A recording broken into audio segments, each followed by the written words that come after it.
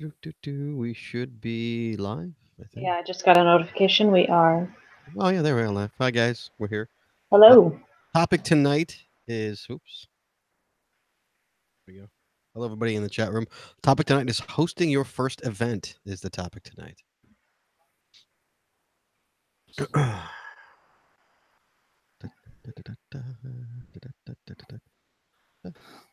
My tablet had the live show up, so it started talking. Oh, I got to turn mine up, speaking of. Thank you for, oh, it is up. Okay. All right. Are we ready for this, boys and girls? As ready as we're going to be. I better read through the show notes real quick, though. Yeah. That'd be Oops. All right, here we go, guys. Let's make sure. Let me start this. Start the record button. That's kind of important. There we go. Okay. Show's recording. Here we go. Is that here? Okay. 3, 2, 1.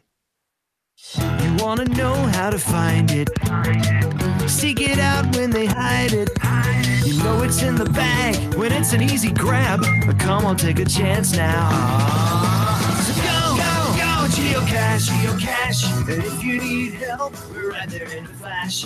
If you got a question, just call in and ask. Uncover the stash on the Geocaching Podcast. The Geocaching Podcast. Welcome, everyone. It is Wednesday. It is 8:30, which means that it is once again time for the Geocaching Podcast. I'm Scott Burks. We have Short and It's manning the phones. And please welcome to my virtual left, my co-host, Jazz427. Howdy, y'all. We want to hear from you, so get those phones ready. Tonight's episode is episode 545, recorded live on January 9th, 2019, and it is hosting your first event. The phone lines are open, so give us a call, 808-468-7924. That is 808-GOT-SWAG. But first, hey, Chad. Hey, what's up, Patreons? How you doing, buddy? Doing pretty good. Good. Hey, we got to talk about Patreon, Chad. Yeah. Costs a lot of money to make this podcast work, trust me. A lot of money. Deep in the red we are to make this podcast work. We could really use your guys' help. For tiers as little as $3, guys, we have so much on the inner circle. On the other side, we've got videos, we have audio. We have another audio show recording this Friday, episode 2 of the Friday Roundtable. Friday Night Roundtable, going to be recording this Friday. So there's tons more coming on the other side, guys. It's a lot of fun. So if you'd like to help, we'd really appreciate it. It is patreon.com/the Geocaching Podcast. That is patreon.com/the Geocaching Podcast. All right. Tonight's show is brought to you by Cachly. Cachly is an advanced geocaching app for iOS. It features powerful online and offline features, including filtered searches, offline maps, offline saving of caches. Cachly has hundreds of advanced features that will make your geocaching experience just that much better. Get more information at cachly.com. That's CACHLY.com. Sure. It's also sponsored by Logwork, Chad. Logworks are the creators of the fantastic logbook made with genuine Write in the Rain paper. The logbooks are designed for the micro containers of the present and future, geared towards the hider who would rather go geocaching than doing geocaching maintenance. Find them at logwork.com. That's logwerk.com. We are also sponsored by FTF Geocacher magazine. FTF Geocacher is the magazine for geocachers written by geocachers. With 6 issues a year, FTF offers practical advice, hints and tips, cacher bios and milestones, geocaching events, trail tales, and all things geo related. Find them at ftfgeocacher.com. That's FTF GEOCACHER.com. Well done, sir. You can find all those links to our sponsors right here in our show notes that are clickable on our website. Hey, if you visit them, if you use them, tell them we sent you. We'd really appreciate it. They're awesome people. They say, hey, we want to help you, and we love people who want to help us. We've got some notes here, Chad. We got a huge show tonight. We have so much to get to tonight. I don't want to waste any time getting into this. First news. It's been a crazy week with geocaching. I mean, just the news all over the place. First off, Chad, did you order the trackable that came live? Was it yesterday, Jesse, or was it the day before? I think it was yesterday, wasn't it? I think it was yesterday. Did you get a trackable, Chad? Were you No, I did not. No. What happened? Dude, it was to share big smiles and win fun prizes with Love Big.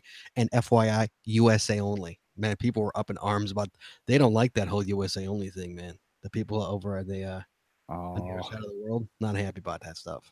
Yeah, I think, by the time I found out about it and, only having 550 of them, I'm pretty darn sure that I was already out of the game. It is a Love Big and author Kat Cronenberg are giving away 550 Catch M trackables. We want to be part of the adventure by sharing your best Big Smiles photos with the trackables on Facebook, Instagram, or Twitter. From February to April, 3 photos for the Catch M trackable that best capture big belly geocaching smiles will be selected each month to win an autographed first edition of Love Big. How about that, Chad? You're gonna miss all that fun. I'm not guaranteed one, so I don't know if I'm gonna get one either. I couldn't tell you. I don't know. But yeah, big love. No. Sounds good. All right, how about the Cedo Okay. souvenirs, Chad? Did you hear about this? They're expanding to seasons rather than weeks. How about that? Seasons? Yeah, it's like 3 months. I think you have to do a Cedo instead of like 1 weekend or 2 weekends.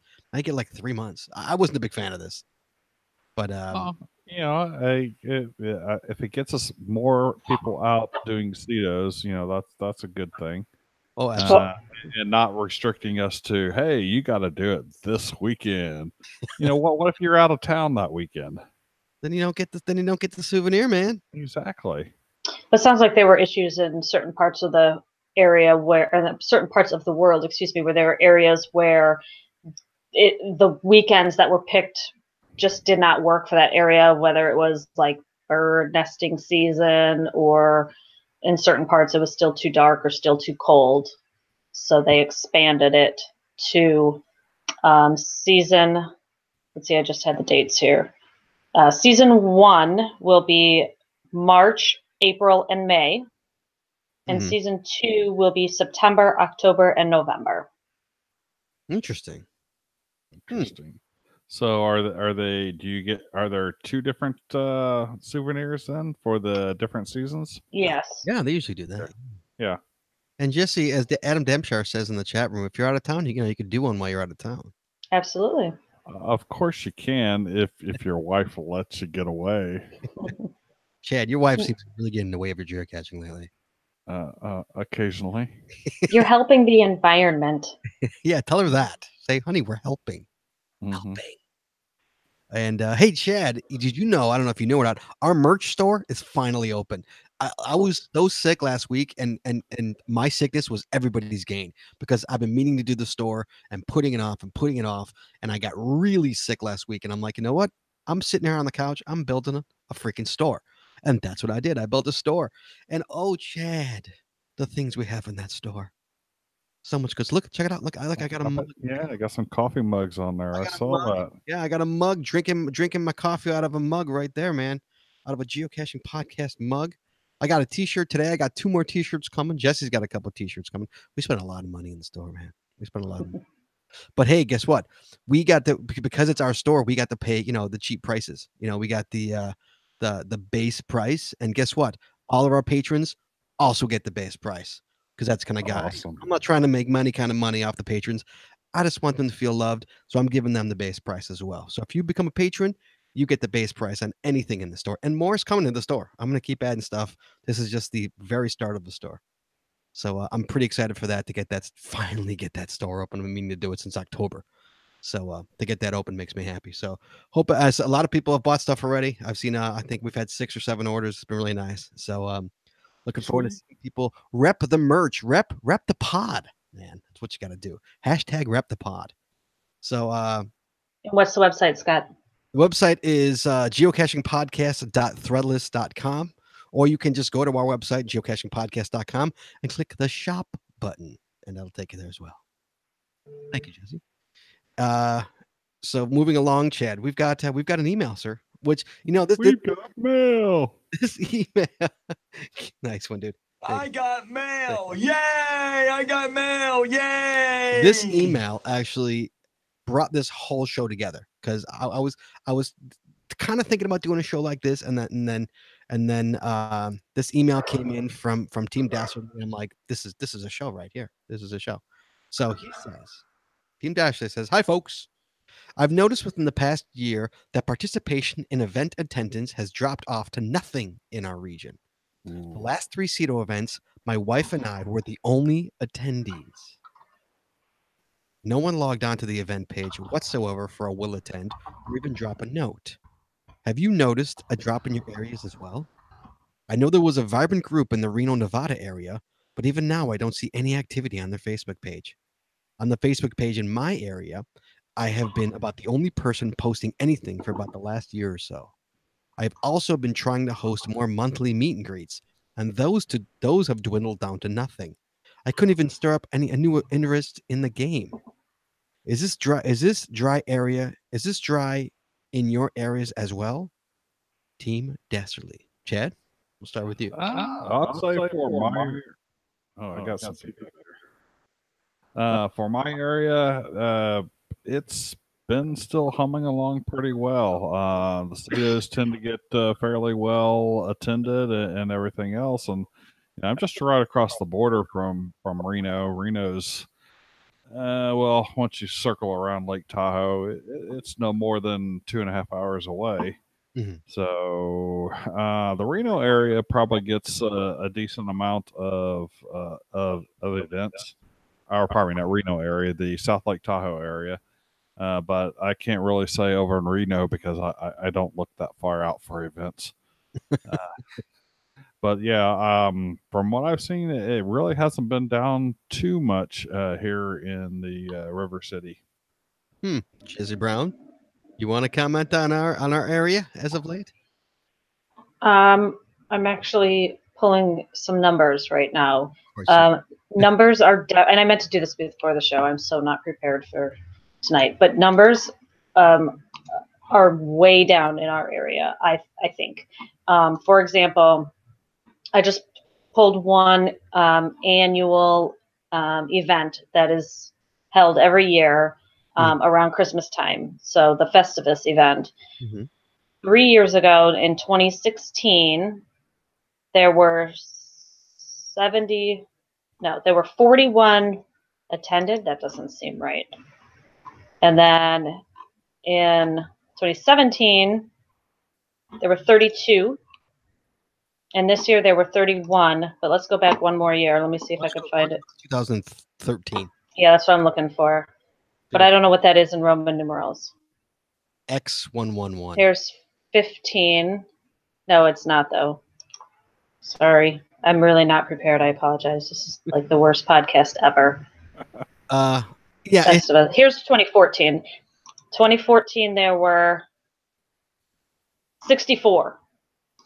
All right, so you've cut it in half, basically. So cut in half over a few years. And the year before was the huge one in 2013. So there were a lot of events in 2014. Not anymore. 2013. But yeah, Jesse, I got it right here. Stop talking and figure it out. Jet, meanwhile, over the past, events have dwindled virtually down to 0. I'd say what used to be 6 a month is now maybe 1 a month. It's very, very slim. And here you go. 2013, 72. 72 people. Yeah. All right. Sorry. So it's doubled. In the past 4 or 5 years, it's gone down by half. Yes, it has. I take it to geocaching just advancing. It's to the point where it's different group of people. It's not different. I think did we touch on this last week where it's different cachers. Now back in the I consider 2008, 2012, the golden age of caching. It was more woodsy hides, where now it's barely any woodsy hides. Yeah, we've kind of covered that before, and I think that's changed, but maybe it's different areas with regards to events. But I've only been out here for 3 years, but over the 3 years, it's been relatively consistent out here with regards to the event frequency and the quantities of people showing up. No, ours over the past 3 years, ours have dwindled. Ours have dwindled virtually down to nothing. You know, I feel like the game in general is not as social as it used to be. It used to be a very social activity. New caches would come out and huge groups of people would get together to go FTF.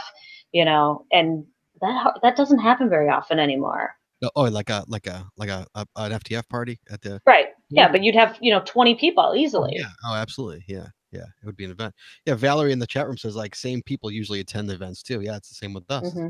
Same people. Yeah. Usually attend. Absolutely. Yeah, it's the usual crowds that are attending the events around here. I would say it was pretty much the usual crowds in Houston area too when I lived there. But then you would have, the odd few people that are new to caching or out of towners and stuff coming in there too that you'd have. But you quickly learn your geocaching community, at least those who attend events. Oh, yeah.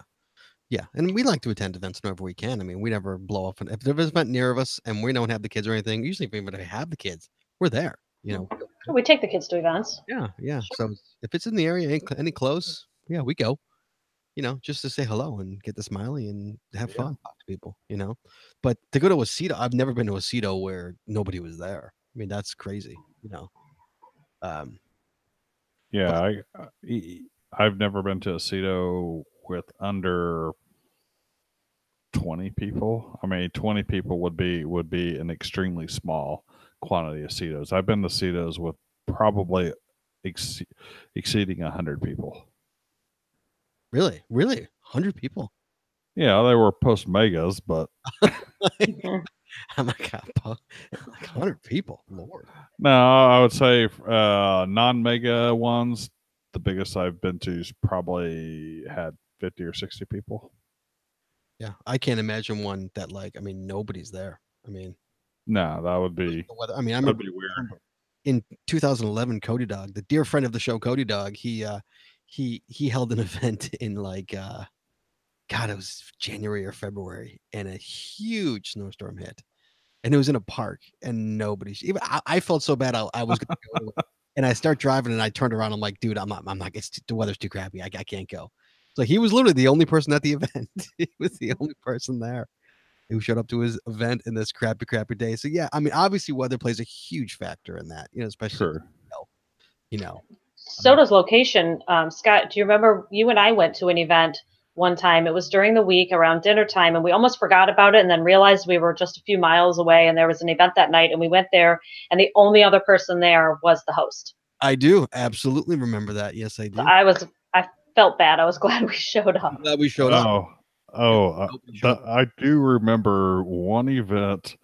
It was, we had gone to Seattle for the block party, and this was a few days before the actual block party, and the event was somewhere down south of Seattle, and we went into this real dingy restaurant, and there was just this crazy looking lady there she was the hosting of the event, and one of my cohorts pretended that they got a phone call about their family member being injured, being in going to the hospital, and that we had to leave.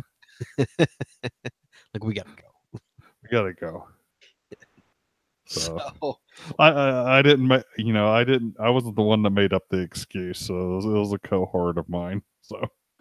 So I figured, since I got this nice email from Team Dastardly, and I think we're all feeling the effects of this, of the less people going to event, maybe some new cashers or somebody just have never hosted an event. I've hosted many events. Jesse's hosted events. I've hosted a CETO. So I know Chad's hosted events. I know that. Yeah, I've hosted the events and CETOs.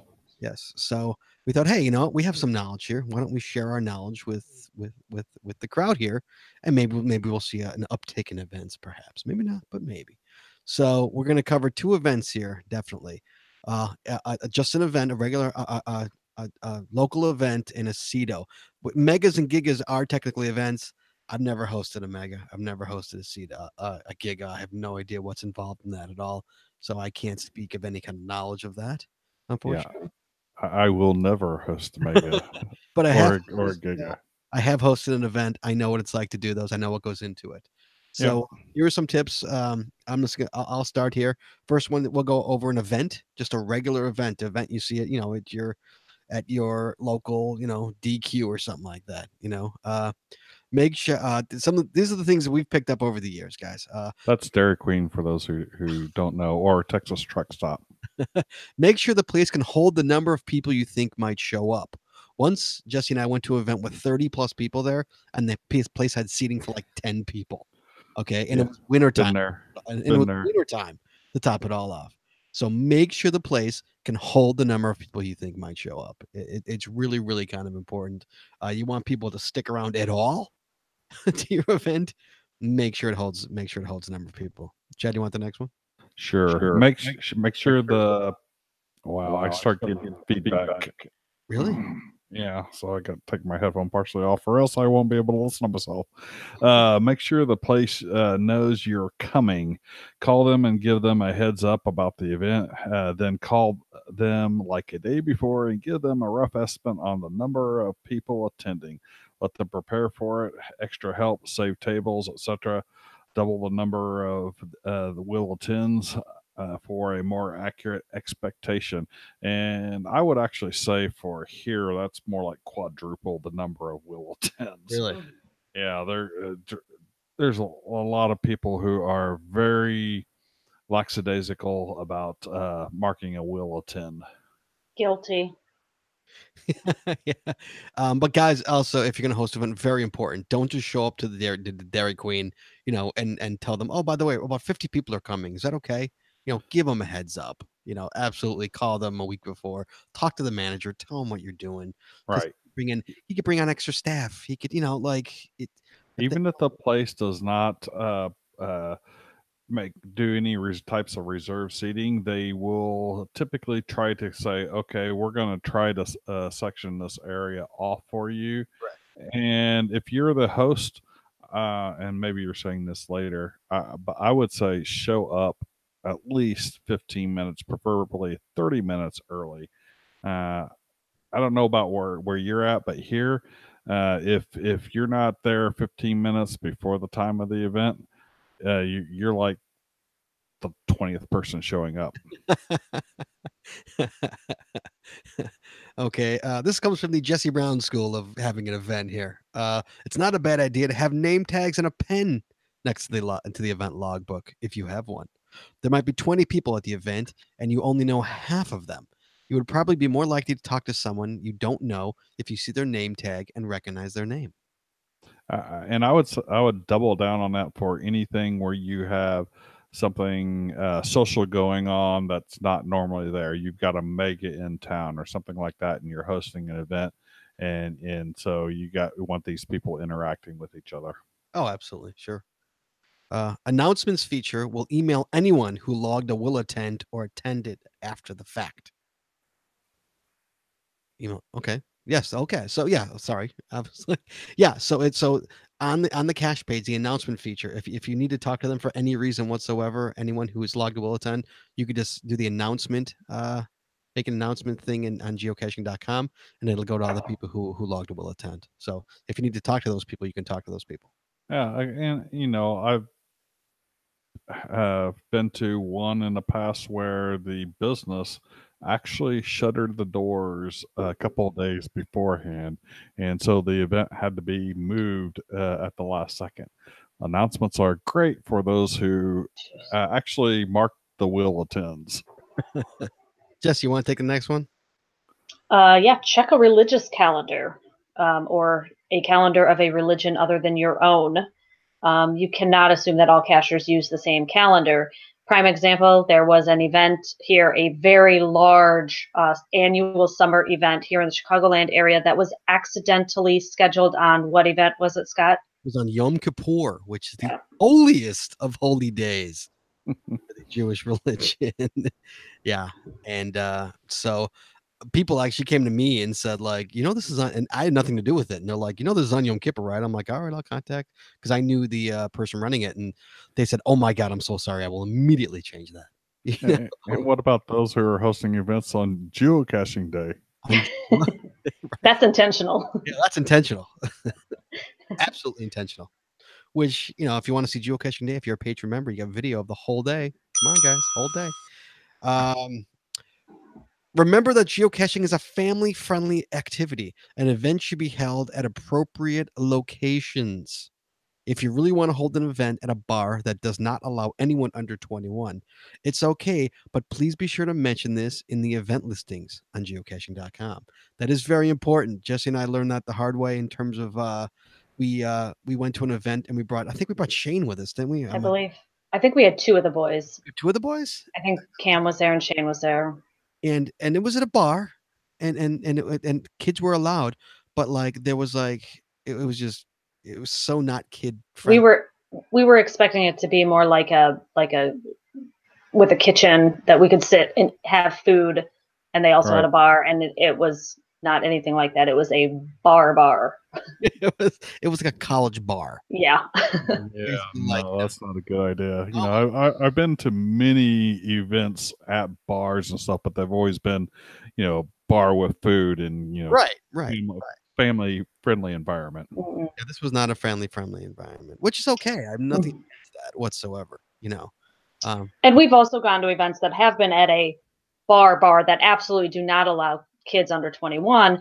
But there's a disclaimer on the cache page, in the description, and the CO, the host, says, if you are under 21 and you want to come and sign in, you are more than welcome to log your attended. I will meet you outside. You can sign the logbook, not a problem. So, he was very accommodating for that in that, understanding there were people under 21 in the area. Sure. And that's what we basically did. We went, we signed in, and we left. We went and had we left and went and had dinner at a family-friendly restaurant is what we wound up doing because we had no choice. It is not expected nor required to have games and or giveaways at an event, but nobody would be mad if you did. Jesse loves the games, man. Loves the games. I do. I know. I've played a lot of games. I had a Valentine's Day event where we played a game, What I Like About You. And so you had to write nice things about other cachers and hang them up on the board. And then we randomly drew one and that person won. So the person that you said something nice about, you were actually entering them into the contest. That was really fun. Oh, that's awesome. All Jesse, man. All Jesse's idea. Brilliant. Smart. Chad, read the next one. So consider the geocaches in the area surrounding the event. You may get a better turnout if there is a high density of newer geocaches in the area. It's not unusual for me to plan a Saturday caching outing based on where there is an event that night. Many people will get to the area early or stay later to find the caches around the venue. I know I do that personally. Whenever there's an event and I haven't been to the area, it's like, okay, let's solve these puzzles and try to get some of the puzzle caches in the area. I've done that many a times. You've solved puzzles many a times? Of course not. Yeah. Okay. Silly rabbit. No, but I have gone and I've sat down with cachers and they're like, okay, and sat down. Well, let me finish my thought. And sat down and said, okay, like there's these are in the area. They have chords for these, or and you kind of you share chords to get to the puzzles in the area. Also, I remember back before pre-Jesse when I was caching with Shorty. Shorty, that's a cache with you now. When I was caching with Cody Dog, we would always. This is back. Me and Jesse have been together a long time. This is 2011, 2010 days. When this is when events were huge in Chicago. And again, like this event, how we were talking earlier, it's not like it's like now. This was every weekend. There was 2 or 3 events, literally every weekend. Saturday nights, Cody Dog and I, we would decide, okay, where are we going? What part of Chicago are we going to go to, depending on the event? And then we literally, okay, after the event, that's where we're caching. We're going to decide to go into that part of Chicago and go cache. So we literally decided, where we were going to cache by where what event we were decided we were going to go to. And that was back in the day when you probably weren't using the cell phone and you had to load it up on your GPS. No, we were still using the cell phone back then. Oh, you're using the cell phone? Okay. But a lot of people you go back and, pre everyone having a smartphone days, and even the GPSs had limitations of 500 or 1,000 caches that you could put in there. Absolutely. So if you're going out to an area, you might have to load up that area on your GPS, Right. so that you can go hit those caches. Absolutely, sure. And in my defense, back then I was using a GPS, but only for the woods. I would really only use it when I would go into the woods. If I was anything urban, I would just take out my phone and quickly use my phone. Anybody? Hey, I got a ton of people in the chat room. Anybody have any other tidbits or help? Please give us a call. 808-468-7924. 808 got swag. Let us know. Come talk to us. Let us know yours, because everybody's got tips and tricks. We'd love to hear yours as well. What's funny about this, chat, is when I brought this up to Jessie earlier in the week, she said, I did a whole post about this on her blog, shortedits.com, and she did how to host a geocaching event, who, what, when, where, and why. Yeah, I read that. What? I read that. Yes, she did a whole. So guys, if you want to read, go to shortedits.com. It's in the show notes if you want to see it. She wrote a whole thing about this. God, a long time, March, back almost a year ago. She wrote a whole thing about this, and she really did a really good write up on this about it. Which was funny because I'm like, oh, I totally forgot about that post that she wrote there. Totally forgot about it. Yeah, that was one of her early things, if I recall. It was, correctly. yeah. It was, yeah. GSM times 2 in the chat room says, make sure you talk to the new geocachers and make them feel welcome. And that's a really good point. Right. And if you want them to come back, you need to talk to them and make them feel welcome. Oh, absolutely. Sure. And if you're new to the area and are there, don't hide off in a corner by yourself. Join the crowd. We don't bite. So I had one guy in one of my events who was in from Kansas, and we were, we had this back room of Chewy's, which is a Mexican restaurant in Houston area, and there was this one guy in a booth off to himself eating his food and stuff, and I was like, I noticed him over there. It's like, are you a geocacher? So yeah, I was like, come join the crowd.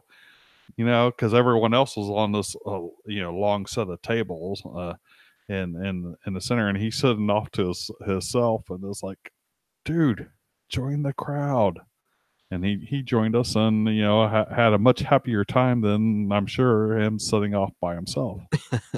And what Jesse and I like to do is whenever we go on vacation, we like to host an event. Like when we went to Minnesota last year, we hosted an event in Minnesota, and was a great way we met listeners. Listeners came from Minnesota, to see us, and it was just a great way to meet the locals, and Jesse always asks, like, what are we not getting here? What caches? This is what we're gonna go for. What should we get? So you get the locals saying, you got to hit this cache, you got to hit this cache, Yep. So sometimes it's really nice to host an event when you're on vacation. We did it in Florida too. Remember, we had a great one in Florida. We did, yeah. We had an ice cream event. Yeah, and it was raining. It still had a big turnout. Oh yeah, it was great. Yeah, it was a big turnout. Florida ran to go in a few minutes. Yeah, right. And most of the people weren't even from Florida. They were there either on vacation or they were there for the winter. Yeah. So it was interesting to talk to them because then they were talking about what caching was like in the area that they were from. Right. Oh, so that was interesting. Right. And what's funny, I'll tell you a good story, is that like my first event I ever went to, and I'm bringing this up because Wheels actually just mentioned this in the chat room, is that my first event I ever went to, I went by myself to a picnic, 10 years ago. And one of the first person I met at that event was Wheels 00 and his son. And I think it was their first event as well. They had just started as well. And yeah, and all these years later, we're friends, and so it's, you never know who you're going to meet. Right. At an event, people who are friends for decades, so it's, and Wheels is a good friend of mine, and we met together. First event I ever went to, that's where we met. And Sandy, your wife was there too? Really? Sorry, I'm talking to the chat room. I didn't know his wife was there. Wow, I didn't know that. I just remember him and his son. So yeah, so if you go to an event, talk to people. You got to talk to people. Like I'm an extrovert. I don't know if you figured that out yet or not. I'm an extrovert. Really? I hadn't noticed. Jesse, not at all. Jesse's a very much an introvert. So we are opposites in that way. I took Jessie to her first event. God, 6 years ago, Jess, did we go to your first event? Yeah, that was February of 2013 would have been my very first event. And funny story, before that event, I was a cashier. I had like 50 fines under my belt when I met Scott, and I thought I was, big stuff because, I had 50 whole fines. And he's like, yeah, I have 6,000 fines. I'm going, oh, okay. So then he says, so there's an event. And I'm like, what do you mean an event? He's like, well, it's a get together of all these geocachers. And I went, wait a minute. You mean you guys actually know each other? He's like, oh yeah, we're friends. We get together all the time. So I had absolutely no idea about events, about the community, about anything. And so it was really eye-opening and honestly life-changing. Yeah. Well, And of course, Jessie being the introvert, alcohol helped a lot. At that event, yes. I was drinking. I've never seen her drink more since then. I've never seen her drink as much as she did at that event. Probably the one and only time you've ever seen me drunk. In fact, I think, was it Walt or somebody? Somebody met her a week later. I'm like, you met Walt? She's like, hi, I'm Jessie. I'm like, you met him at the event. No memory of meeting him. What? None. No memory. Yeah, that was a good night. Yeah, I got introduced to events by a cashier who I was trying to solve his puzzle, and I had a question about it and stuff, and we started talking and about puzzle caches and other caches that I've solved of some of his and stuff. He said, you need to come to an event. Da, da, da, da, da, and that's where I met the geocaching community in the Houston area. I only had 50 fines under my belt at that time as well, Right. but it was like, yeah, it wound up opening my eyes to a lot more than individual caching. Sure, absolutely. Yeah, I mean, Mhm. mine was, I got it from from the person who taught me how to cache. He was like, then we have these things called events. I'm like, the hell's that? He's like, where cachers get together. I'm like, first of all, other people do this? That was the weirdest thing. And then, like, not only other people do this, but like, do you guys get together and do this? He's like, yeah, a lot of people get together. And sure enough, that's when I went to that event and met Wheels for the first time.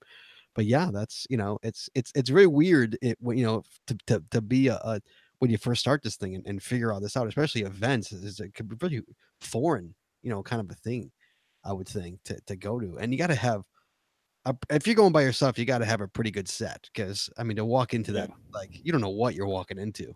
I mean, I remember being like, what am I walking into? I had no idea. Yes.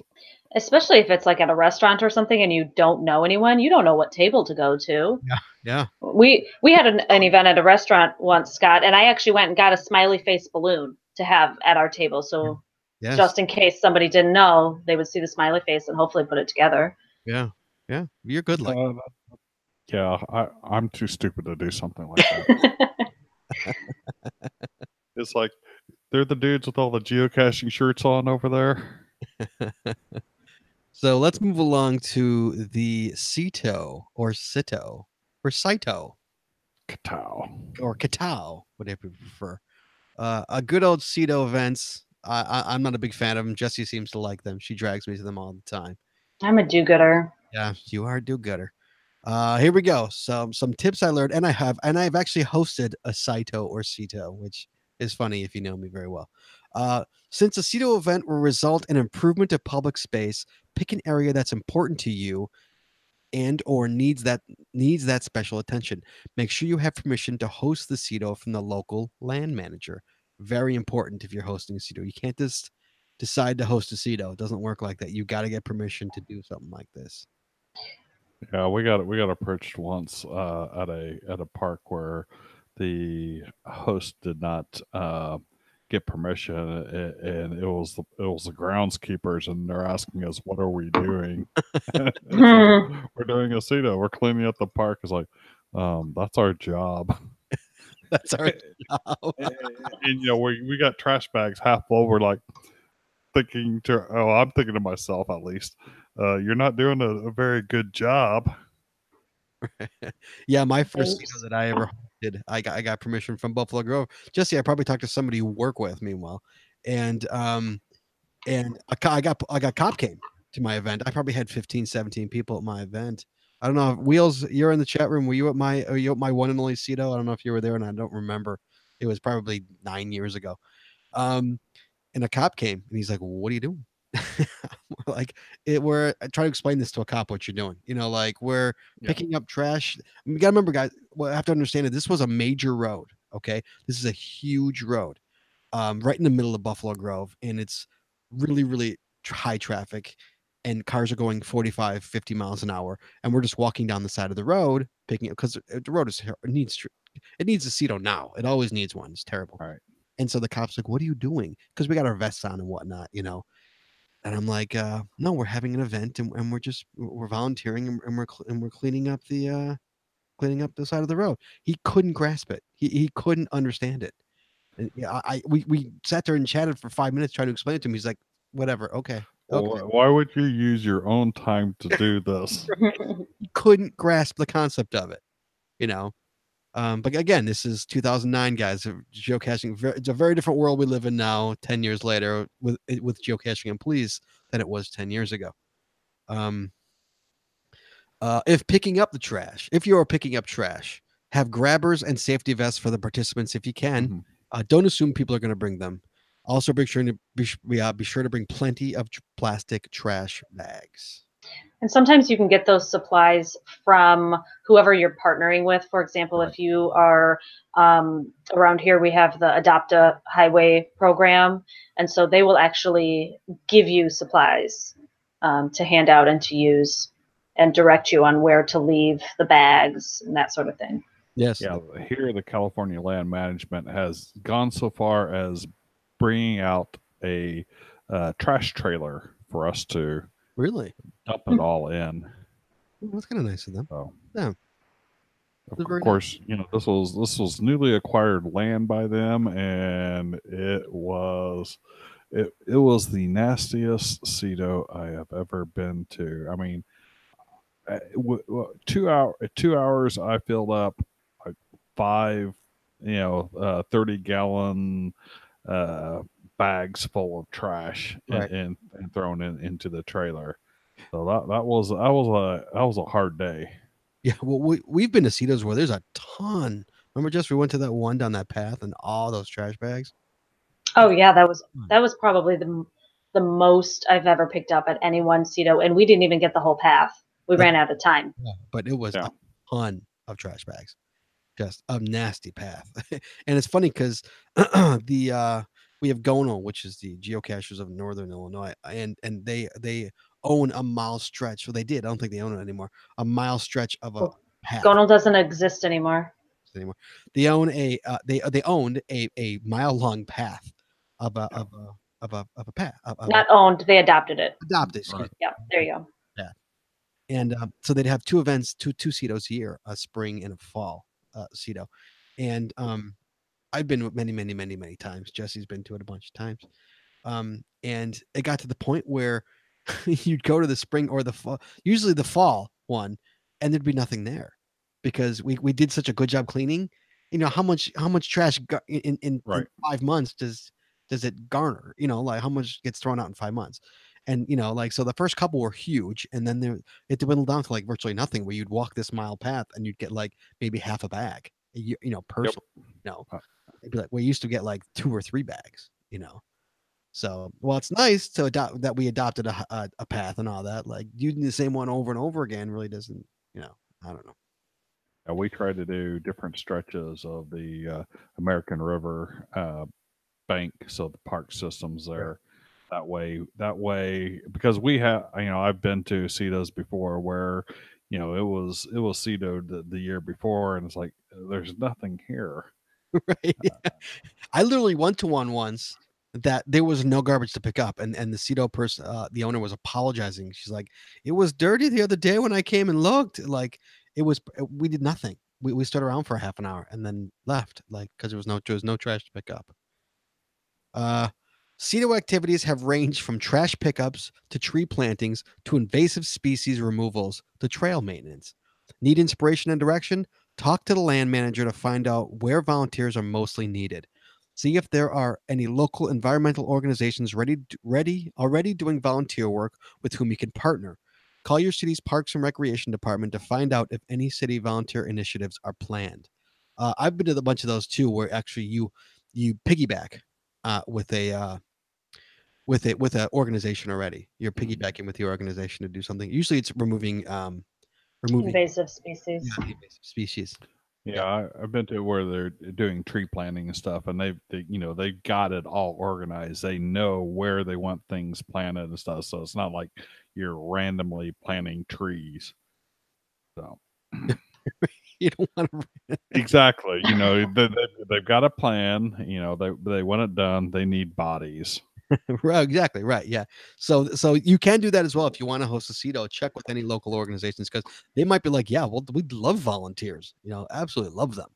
So it's kind of an easy way to get around it, to get around doing a CETO, in terms of like having to plan stuff out and stuff like that. Because they take care of everything. They'll take care of the vests. They'll take care of anything that you need, the trash bags or anything. They will give it to you. But I remember when I got a T-shirt once. I got a really cool T-shirt from the company that did it. Awesome. So yeah, you can get stuff. You can get swag at a CETO, believe it or not. All I've ever gotten was a vest that I had to turn in at the end. Chad, you take the next one. So, well, the mega, which says none. No, we're still on the CETO. What are you talking? Let's get down there. You're taking too long. Where are we at? If cleaning up a road, talk to the city or village about picking up the trash bags once completed. This is very important. Jesse, who do they talk to about that? Whoever you work for the village. Who would they call? Well, it depends on what area they're cleaning up. If they're cleaning up one of the parks, they need to talk to Parks and Rec. If they're cleaning up a village-owned property, they would need to contact Village Hall. Really? Mm-hmm. I can't remember. Right. I can't remember who. I didn't talk to anybody. I just said when I did my CETO down Lake Cook. I'm saying this to Jesse, guys, because Jesse actually works for the village of Buffalo Grove. I called. They said, yeah, just leave the bags there, and someone will come get them. So I'm sure I called the local. I'm sure I called your number. I'm sure I called this the general number. Isn't that wouldn't I've gotten you guys? I don't know who would handle that. That's not my department. Way to pass the buck, Brown. Well done. Okay, I'll go into work mode. I'm not sure, but I'll find out and get back to you. I'd appreciate that very much. Thank you. Actually, you Dak in the chat room had a good one. Piggybacking with an organization is good because not only do they have plans and equipment, they also have liability waivers, which is always a plus as well. Yes. Yeah. Can't get sued. And even if representatives from that organization is not there, they typically will give the host waivers to have people sign and give back to them. Right. Yes. And out here in California, that's pretty much mandated. On the day of the event here, as usual, show up early. Don't show up on time. Don't be that guy. I know many of those guys. Don't be that guy. Watch the cache page and your email for last-minute questions. And see to it that every person knows what the activity is and how to do it. And agree on a time and location to meet up and debrief at the close of the event. You forgot bring donuts and coffee. And yeah, that's usually part of a CETO too. I don't think I've ever been to a CETO where there wasn't some kind of donuts or something. The last CETO we went to, our designated meeting area was actually in a church parking lot. And after the event, we had picked up quite a few bags, and there were people at the church, and one of them came out and said, I saw what you guys were doing out there. I just wanted to thank you. Here, have some donuts. And he gave us this huge box of donuts as a thank you for cleaning up that area by the church. So yeah, that was really nice. Did he bring hand gel as well? Yeah, but we already had donuts, so it's he brought. Yeah, well, but it was still nice of him. Yeah, oh, absolutely, it was very nice of him. I'll take free donuts. Come on, and day of the week. I want to go back. Somebody in the chat room mentioned something about bringing sharps containers for needles, and while you would think that would be a good idea, it is not worth it. do not pick up anything that might hurt you, make you sick, whatever. Just leave it. I know that in your heart of hearts, you think that you are doing the right thing. You're getting that out of the way of somebody else, but do not put yourself in harm's way for any reason. What if you pick it up with a grabber? Yeah, I get what you're have saying. you ever had anything go spinning off the end of a grabber? Yeah, you can drop it and it lands in your foot, and it's in my opinion, it is not worth it. And I think that most of the organizers would advise that as well. I wouldn't. Don't get me wrong. I wouldn't pick up a needle. No, we've seen needles. I mean, we've been Sure. Rock Cut Park. Yeah. Park, and there was needles all over the place. Yeah, we don't. I ain't touching that. Yeah, don't touch them. Not worth it. No.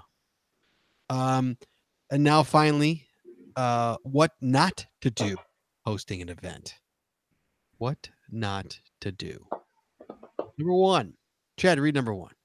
Do not use the event for any commercial purposes. In my area or in areas where I've been, even saying the name of the place that you're meeting, like Starbucks, is a no-no. Yeah, you can't do that. It's okay to give the name of the venue where the event will be held. Well, not always. It is, according to geocaching.com, it is.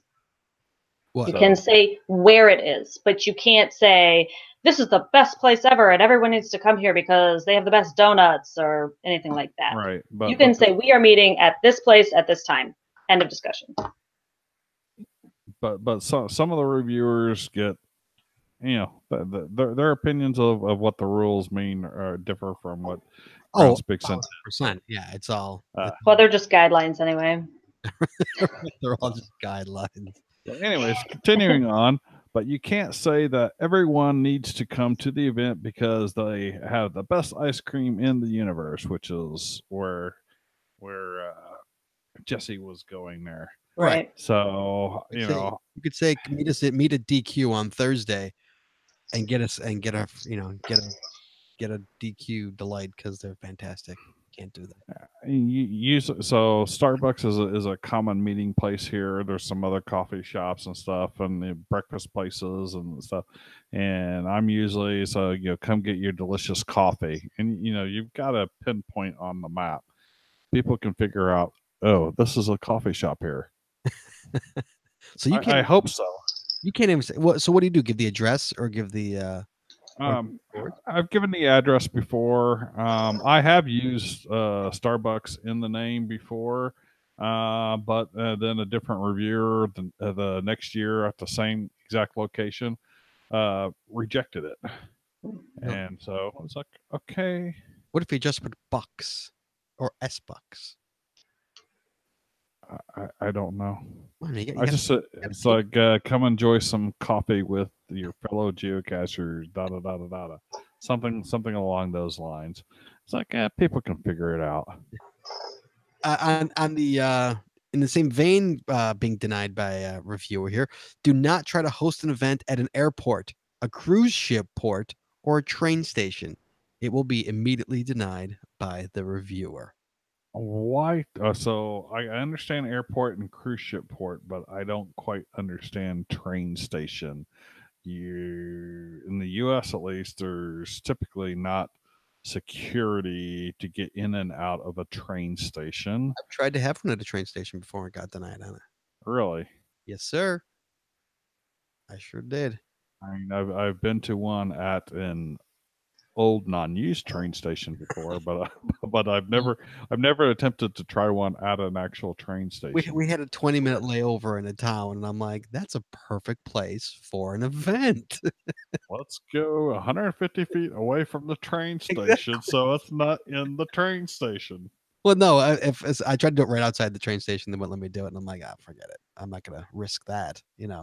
I wanted to be in the vicinity of the train station because in case the train leaves early or whatnot, I wanted to be close as possible. Because like 15, 20-minute layover, that was it. So I'm thinking in all the countries where I've been to train stations and stuff, I've never gone through a security system or anything like that. That's weird. Okay. No. Oh. Cruise ports I have, but train stations. Don't set up an event as a meeting point with the main intent of finding geocaches. If anyone is guilty of this, raise your hand. 2 out of the 3 of us are guilty of it. Chad, what'd you do? I set up I had an event, actually a CITO in the park in Brazil to go geocaching in Brazil and to meet the person that maintains almost all the caches in the park there. Really? But you didn't advertise the event as that was the reason for hosting the event, to get together to go and cache. No, but I have actually gone to one where it was quite literally that we met at a coffee shop outside of a park, and kind of the backside of a park, and then after about 15 minutes, we all left and went and hit this trail that was new at the park. So, And but what- I didn't. And that was the entire intent of it. It even stated in the page. Yeah, see, That's a no-no. I was the opposite here. I did the ultimate no-no. See, we had a cache where Jesse and I used to live. And it was in a gazebo, and nobody could find this godforsaken gazebo cache. Okay. So I'm like, Jess, and so you know what I'm gonna do, Jess? I go, because this was the event, the astronaut event when they were putting the thing up in space, trackable in space. Remember when they had like an event thing going on for that? You can get a souvenir for it if you had an event or something like that. And so I'm like, I'm gonna have an event at that gazebo, and then we're all gonna look for this geocaches. You know what? 60 pair of eyes is way better than 4 pair of eyes or 2 pair of eyes. So I had the event, the space event. We had how many people just showed up? I must have been 25. 25 people probably. And then I told everybody the real reason we were there, and everybody was so happy because nobody else could find this godforsaken cache. And we all looked, and in about 10 minutes, we had the cache in hand, just like. And the owner was so pissed because 30 people freaking, all at once signed this log in one day. So yeah, the owner was so happy that nobody could find it, and suddenly 30 people are logging it in one shot. But yeah, that was the only time I ever did that. But it worked. It paid off in the end, and it was a good hide if I remember correctly. It was pretty good. No, I think the reason nobody could find it was because the cords were off, if I remember correctly. No, they were. We thought they were in the gazebo. Remember, it wasn't on the gazebo. It wasn't in the gazebo. It was on the. It was on right, but the cords pointed to the gazebo, which is why no one could find it. Right, and it was a FU hide in the fence. It wasn't like it was a decent fence. So yes, I'm guilty of that, but you shouldn't do it. Wait. Brett says best event I'd never attended. Oh, Scott Burke's event, finding a Team C cache. That's the cache I'm talking about there. Brett, yes, that's the one. Don't skip out or leave early, even if no one shows up. The host is expected to be there the entire advertised time. People do show up within the last few minutes, and that's exactly what happened with me and Jesse. Me and Jesse showed up to that event probably 20 minutes late, and we were the only ones there, but the host was just sitting there, So it sucks if no one shows up to your event, guys, but you gotta kind of stay the whole time. You can't leave early. Chad, you just need to be cool and host an event where people are going to show up. Although I have hosted an event where no one showed up. You've hosted an event where no one showed up? Yeah, but it was on top of the world. It's called On Top of the World, Ma. Look, I'm on top of the world, Ma.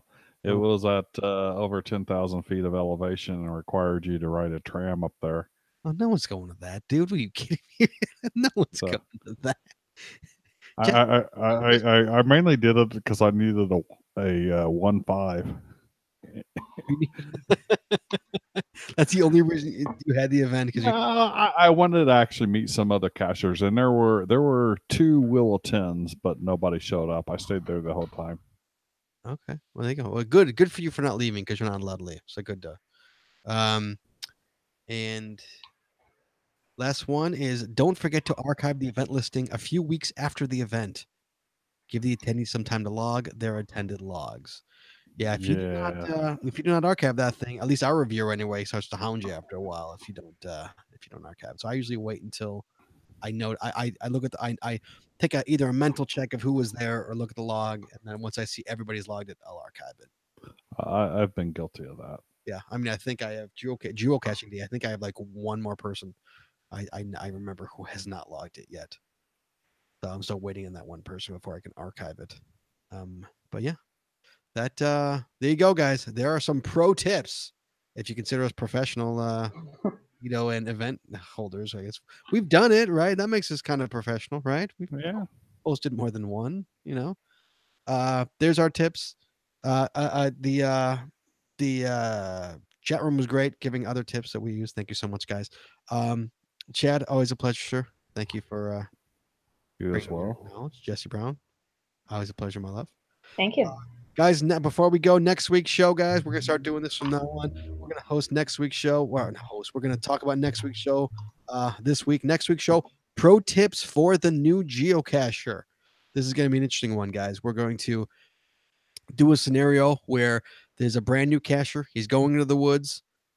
What are me, Chad, and Jesse going to recommend to this poor soul going into the woods? So go with the stick, folks. So tune in next week. What's that, Jessica? I was going to say, and our callers, if you have some ideas. A caller. Now that you guys know what it's going to be, give us a call. Give me a call. I want to talk to you guys. I really, really, really want to talk to you guys.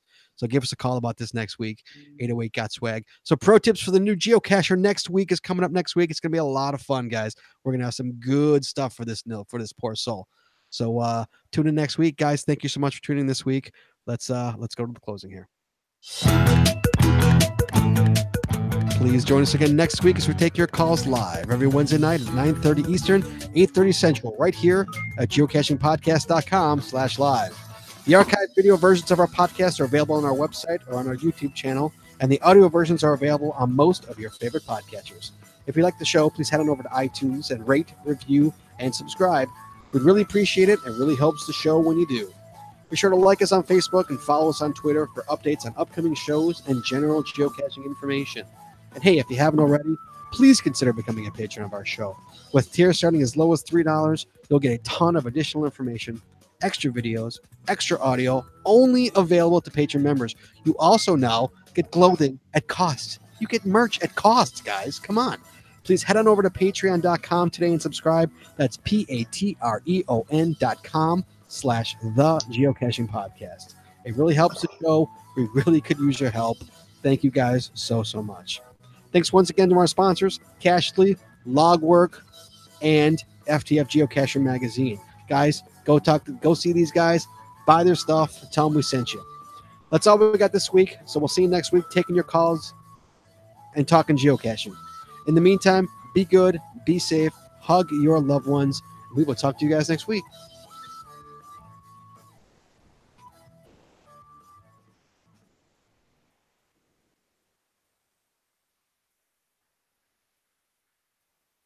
We are clear. Awesome. Sorry, Emily Alvarez became a subscriber. Totally threw me off during that whole thing.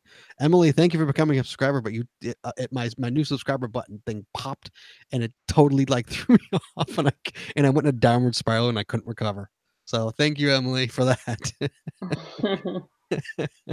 I just could not. I couldn't pull up, man. Couldn't pull up out of that downward spiral. So that's gonna be a little rough, but that was a rough show. No, it was a good show. We're still live here. So guys, thank you so much. Everybody who hung out to the end, thank you so much. We'll talk to you guys next week. Be good and be safe, guys. We'll talk to you guys soon.